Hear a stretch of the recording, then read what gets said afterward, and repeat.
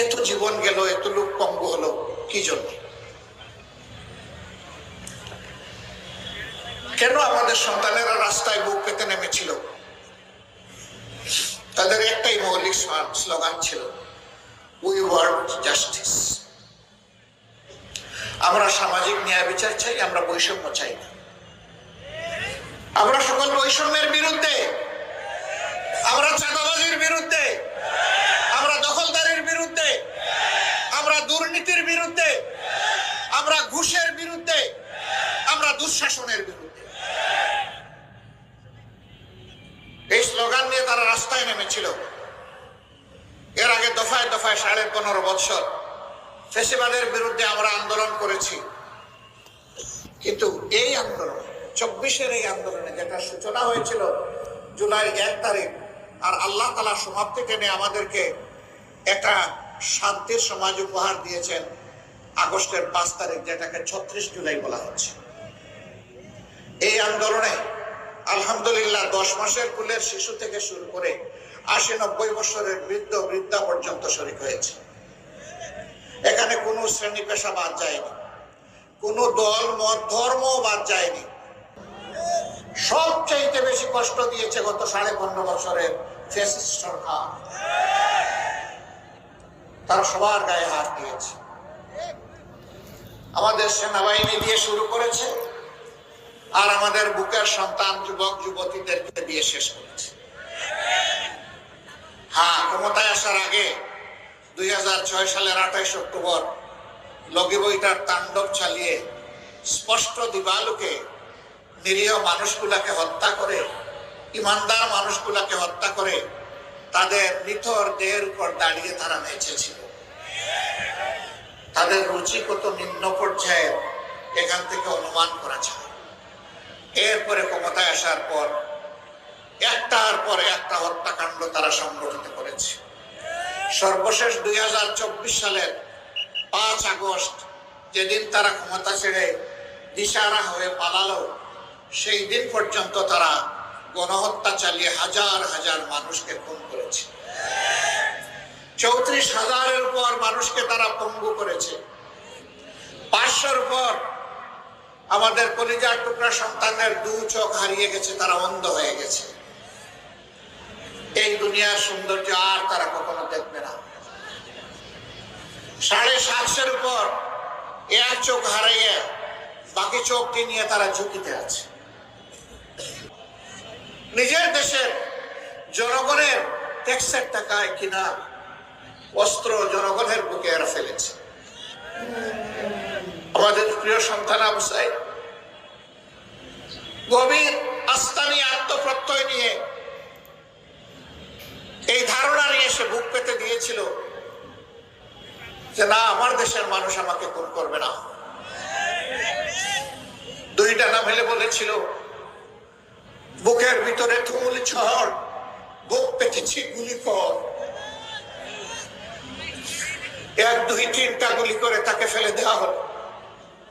তারপরে তার লাশ নিয়ে অনেক নাটক করা। একটা ছেলে সেই কঠিন দিনগুলোতে পানির কেইন হাতে নিয়ে গিয়ে বলতো, পানি লাগবে ভাই, পানি লাগবে। তাকেও ঘুরি ঘুরে শেষ করে দিল। হ্যাঁ, ঘর থেকে এখন মেয়েরা বের হলে মা বাপের বুক দুরু দুরু কাঁপে। সেই দিন কোন জালিমের চোখ আমার একটা মেয়ের দিকেও তুলে তাকানোর চেষ্টা করবে না। আমরা রাষ্ট্র তার ওই জালিম চোখ উপড়ে ফেলবে ওই রকম যদি তাকায়। সানা থেকে হাজারা মাউত, আল্লাহ রসুল যে গ্যারান্টি দিয়েছিলেন মহিলাদের জন্য নিরাপত্তার, কোরআনের শাসন যেখানেই টাইম হবে সেই নিরাপত্তা সেখানেই নিশ্চিত হবে। এই মাটি কোন ধর্মের এটা বড় কথা না, তিনি একজন মা, এটাই তার পরিচয়, এটাই তার গর্বের সাইনবোর্ড, এটাই তার পোস্টার। এটা নিয়েই তিনি নিরাপদে সমাজে ঘরে থাকবেন, বাইরে বের হবেন, কর্মস্থলে দায়িত্ব পালন করবেন।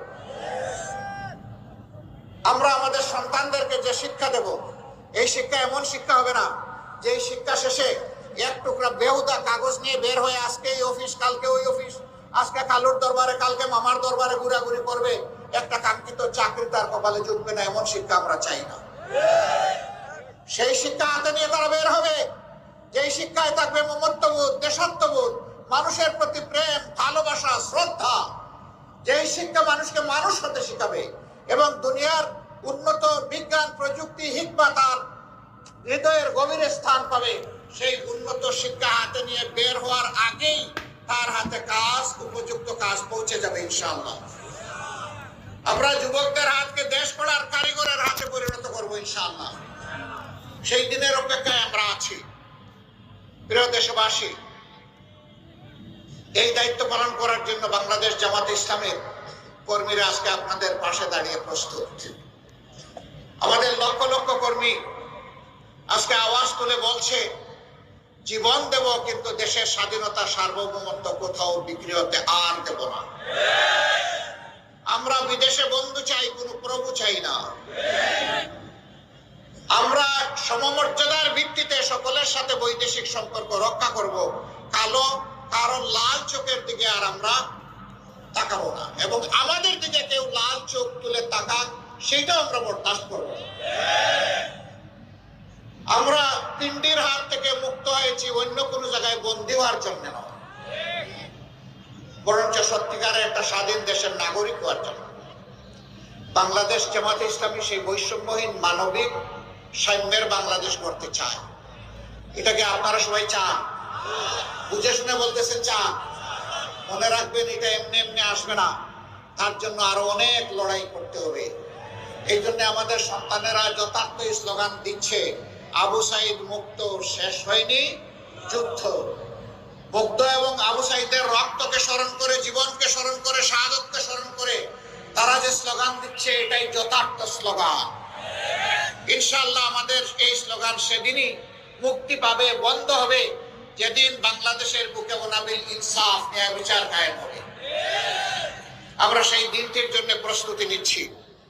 এই লড়াইয়ে আমরা আপনাদেরকে কয়েকটা জিনিসের জন্য আবদার জানাবো আপনাদের মাধ্যমে সারা দেশবাসীকে।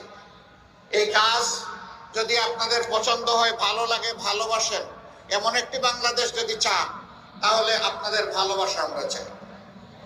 আমরা আপনাদের দোয়া চাই, আপনাদের পরামর্শ চাই, আপনাদের কাছ থেকে ইতিবাচক সমালোচনাও চাই, এবং এই কাজে আমরা আপনাদেরকে পাশে চাই, এই কাজে আপনাদেরকে আমরা সাথে চাই। আমরা আবারও বলছি, আমরা বিভেদ নয়, ঐক্য চাই। আমরা ঐক্যবদ্ধ একটা জাতি নিয়ে সামনে আগাতে চাই। ইনশাআল্লাহ আগামী দিনে বাংলাদেশ জাতি বিশ্বের দরবারে মাথা উঁচু করে দাঁড়াবে ইনশাআল্লাহ, এবং কোনো ষড়যন্ত্র বাংলাদেশে বাস্তবায়ন হতে দেওয়া হবে না।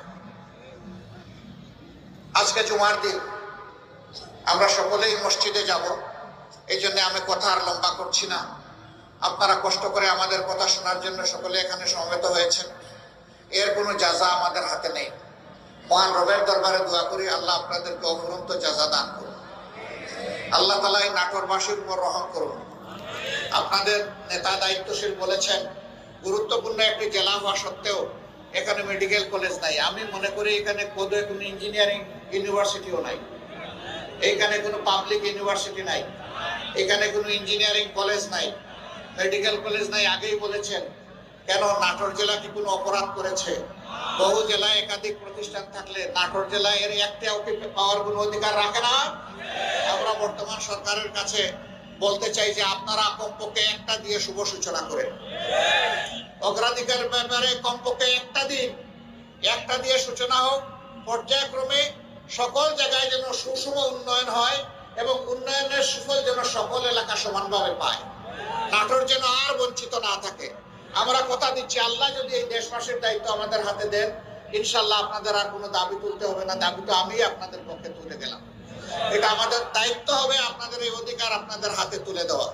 আর যদি অন্য কারো হাতে দেশের দায়িত্ব যায় এবং দেখি যে এই দাবি বাস্তবায়ন হয়নি, তাহলে আপনারা যে আওয়াজ তুলবেন, সেই আওয়াজের হাতে, আপনাদের হাতের হাতে আমাদেরও হাত উঠবে, আওয়াজও চলবে ইনশাআল্লাহ। আমরা আপনাদের সাথে থেকে অধিকার আদায়ের জন্য লড়াইয়ে অংশগ্রহণ করবো ইনশাআল্লাহ। আল্লাহ আপনাদের সকলকে কল্যাণ দান করুন, আপনাদেরকে সুস্বাস্থ্য দান করুন।